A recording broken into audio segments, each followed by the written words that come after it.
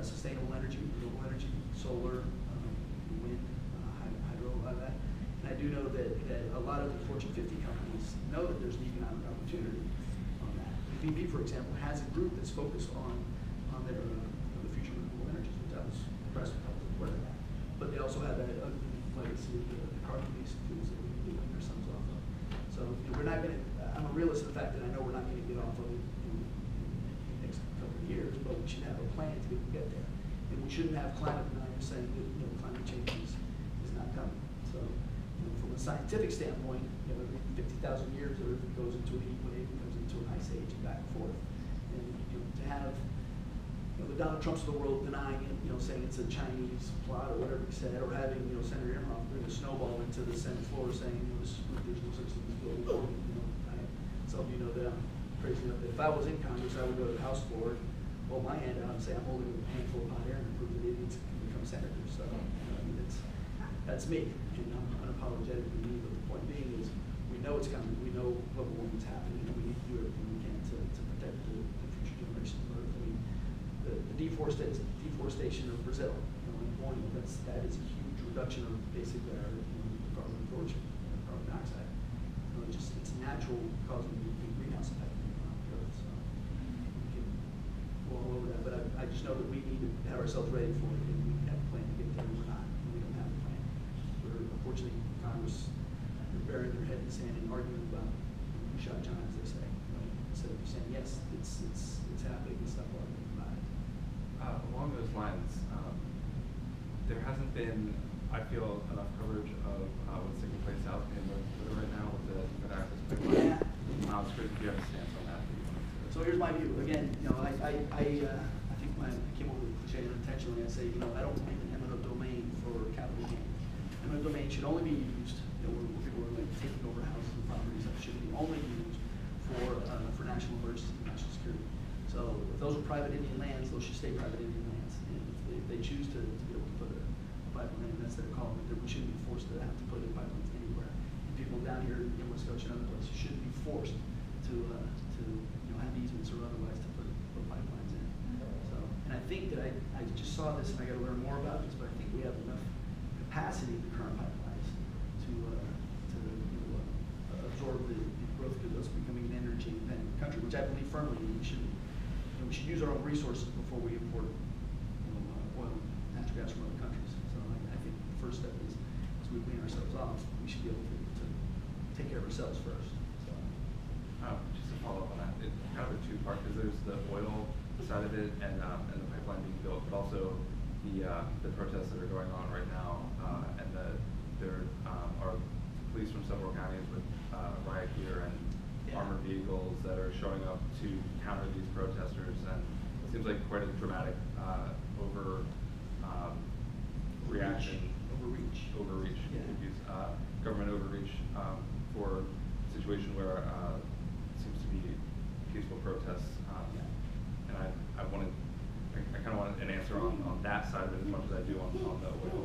Well, yeah, I think that and I don't know enough about the specifics on so other than they're trying to put pipelines in place. And I think that by the way, I clarify, I think nobody should be touching our wilderness. Our wilderness is our wildlife in our area, and we shouldn't have anything, and that's why it's a wilderness. So I know that there's a vote on the House floor theoretically. I hope to be able to do that vote. Say no for it. So they don't get it in the dark session. But to that point, I think that the over-escalation it was a private matter to start off with. It should have been negotiated properly between the Native American nation there and I don't know who's the owner of the pipelines. And government shouldn't have gotten involved. That's right. That's the access. Sunoco's involved and code access. So by the government getting involved, it implies a national security issue or national emergency, and I think it is. So and that's something that we've gotten to this point that need to de-escalate and come up with an amicable solution. Because I saw some stuff on the video the other day about let's get back to the very aggressive stance for the individuals and things like that. So and I know a lot of people are stepping up to do that. I know a lot of us are supportive of the cause. The only thing that supersedes the Constitution in this country is treaties made that are ratified. By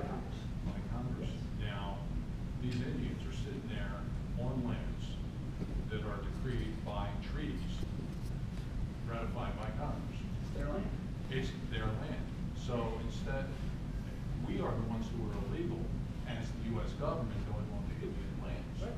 How do we get a cease and how does a congressman create a situation where you can walk into court and say cease and desist, get our people out of there because we're the ones trespassing?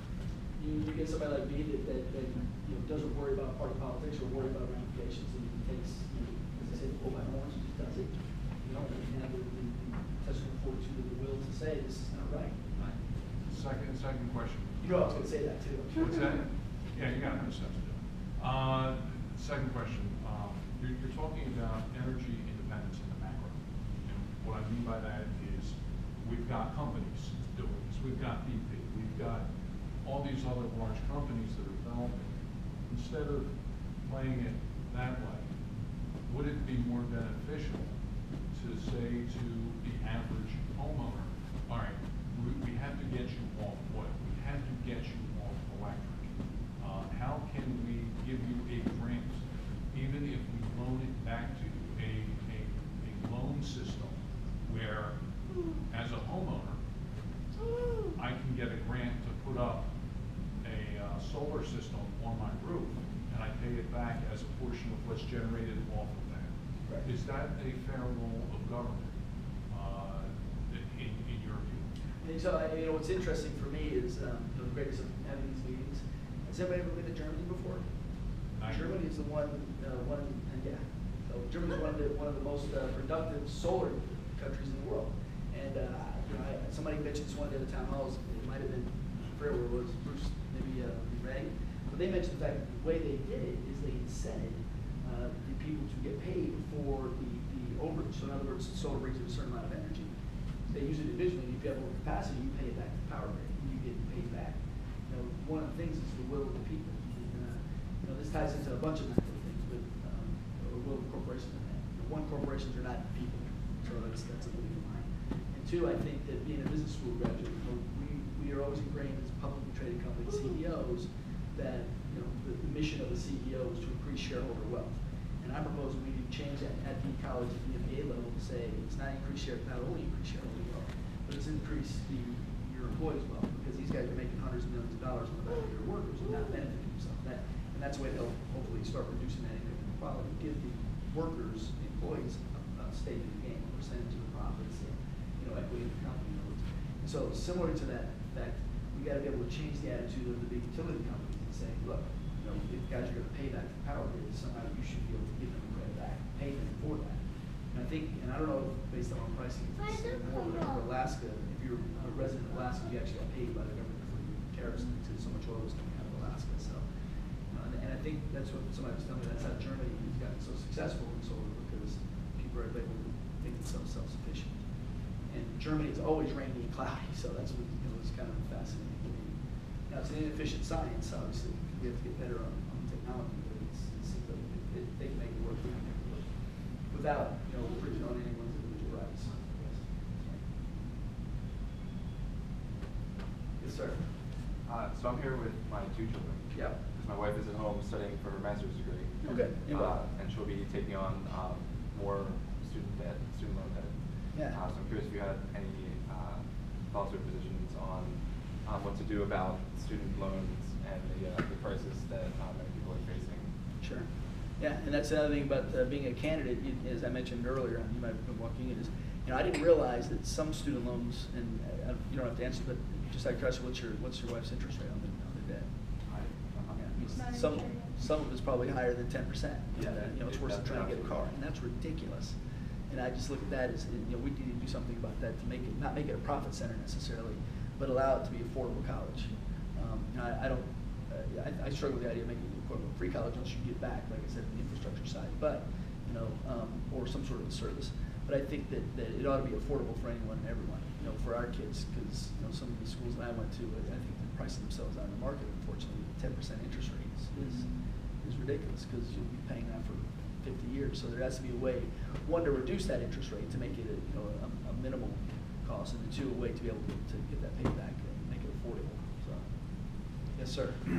Just going to mention, when I went to business school, the government guaranteed my loan, so my interest rate was 4%. This was some years ago. Yeah. And the bank that loaned had to get approved by the school to be able to do it, so you didn't have fly-by-night lenders coming in and jamming people. It was a much more protective system. If it hadn't been for that, I would think they could afford So this is, well, it's not related to student loans, but specifically in terms of like predatory lending, the housing crash that we experienced in 2007, Yeah. and the mega banks that were supposed to be smaller and don't seem to have gotten any smaller. What's your Too big to fail?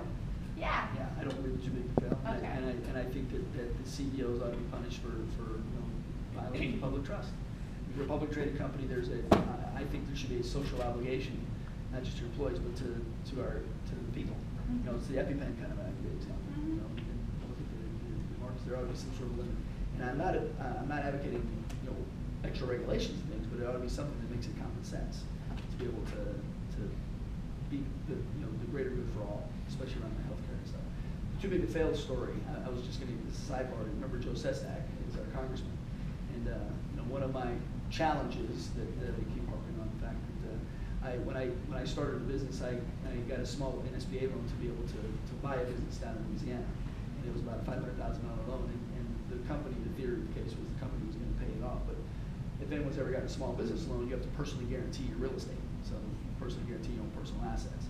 And so the loan was going great, from 2006 to 2009, 10, somewhere like that, right around the meltdown side. And then the company wasn't able to keep up after I had left, and I wasn't smart enough to get my name off the loan, so then it got called, and then I wound up having to pay a nice chunk to pay off the loan. So that was my personal cost there, and I took full responsibility for that. But the point I'm making is right during that debacle, I got to see Joe in his office, Congressman Sestak, and his chief of staff and I had a serious debate about the philosophy of putting in tons of money to Ford or other places. Because unbeknownst to me, this CEO, I think, was the former CEO of chief of staff was former CEO of Jaguar, I believe, or something like that. But she came from the auto industry. We had this huge debate, and she was saying, because I said, why don't you make the new CEO of Ford personally guarantee the loan that he's getting from the government, so they don't take advantage of it? And she tried to bureaucratic speak and everything. Joe had to save the day and came out. But I'm philosophical that if you're a leader, you assume responsibility for all your actions. And if you're going to take government money and public trust to save your business, you don't give yourself out, $80 million bonuses and stuff like that. So are you saying Dodd-Frank, right? I think Glass-Steagall ought to be back in there. Okay. So yes. So, right. There ought to be a lot of separation of money, especially around insurance and a lot of brokerage versus the banks and things like that. So. And the fact that so many communities don't even have a bank anymore. Yeah. Payday loan lenders. I mean, I grew up with a savings and loan debacle. Remember those back in the 90s and stuff, so those days. So, yeah, we remember those. So. Keating. Oh, yeah, Keating, right, exactly. That was my first foreign. So does this explain sort of the situation with your house? No, the house part, I mean, the accusation that my house is foreclosed, just so you know, my house is not foreclosed. That's what Ryan's kind of accusing me of having a foreclosed house. So, I went for a few years back during this whole turndown. As a business owner, my obligation is to my family, to my employees. So I made a conscious decision to go a couple years without a salary to make sure that my employees' health care and their salaries were taken care of. And the reason we got into that mess is because right as that meltdown was happening, we had some large contracts.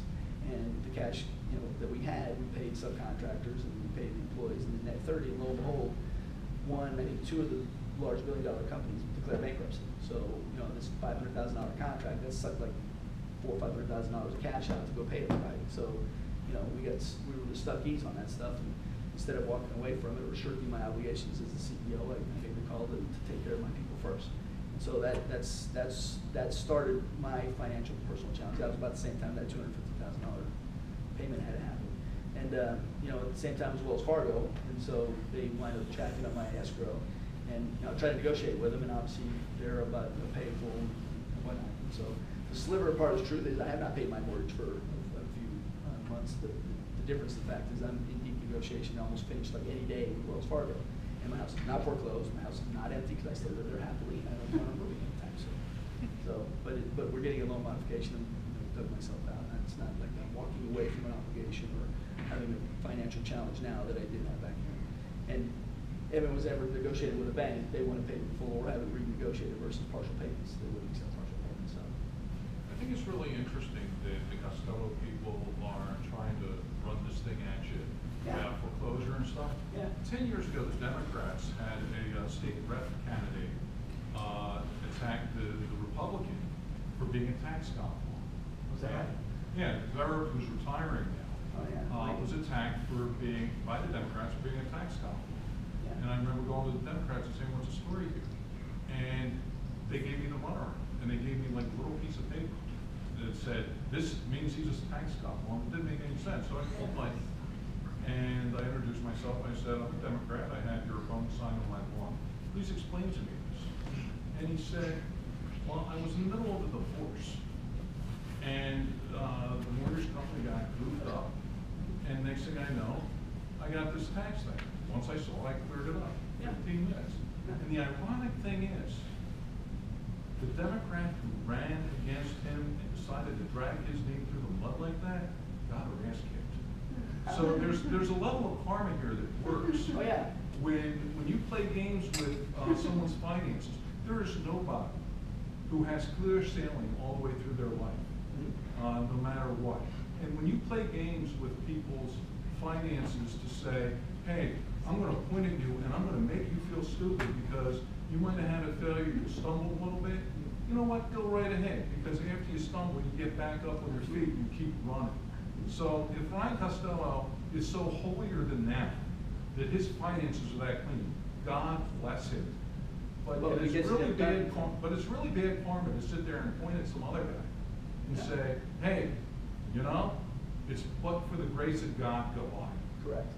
And Okay. as I say, the character of a man is not how you fall, it's how you get up, and you're exactly right. And as I said, I don't shirk my duties, I don't deny it, I'm not hiding from it, I deal with it. But I will also thank the Republican Party because it's given me a lot of responses because people didn't know who I was until they looked me up. And that's the karma that we're close enough to the end, I can tell them that, but it's been very helpful for that standpoint, so we appreciate it. Thank you, Ryan. You had mentioned something about the Sorry about EpiPen that. issue. Yeah.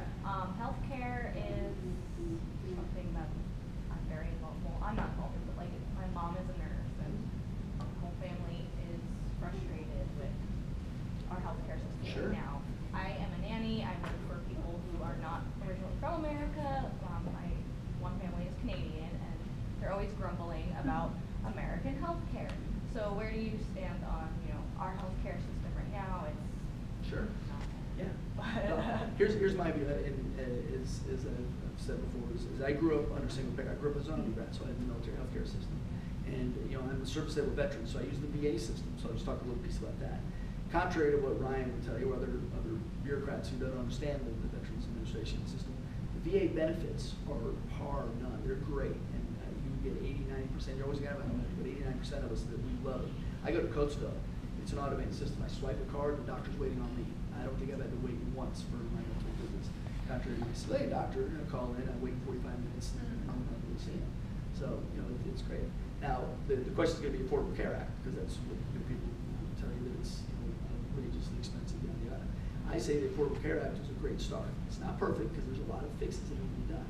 But contrary to the current Republican Party that votes down the Affordable Care Act 30 times without a solution, that goes against my entire grain of fact. The first comment I said is my dad taught us put up or shut up. If you're going to vote it down, what's the alternative? Like on the Senate side, if you're going to, you can't stonewall your duty to decide or vet a Supreme Court nominee. Vote the guy down if you want to, but at least do your job. And that's my what we public as part of being a leader. But when it comes to the Affordable Care Act, the backstory so you understand my background is, as a business owner, I had the naive belief that I would provide 100% healthcare coverage to my employees and their families. And these younger guys, superstars that rarely got hurt, they had children and stuff. And we hardly ever used our medical coverage. Of course, as a CEO, I didn't know that because of HIPAA laws, but I knew we had like one surgery at some point during the 5 years I was there. But every year, our healthcare coverage went up 30%.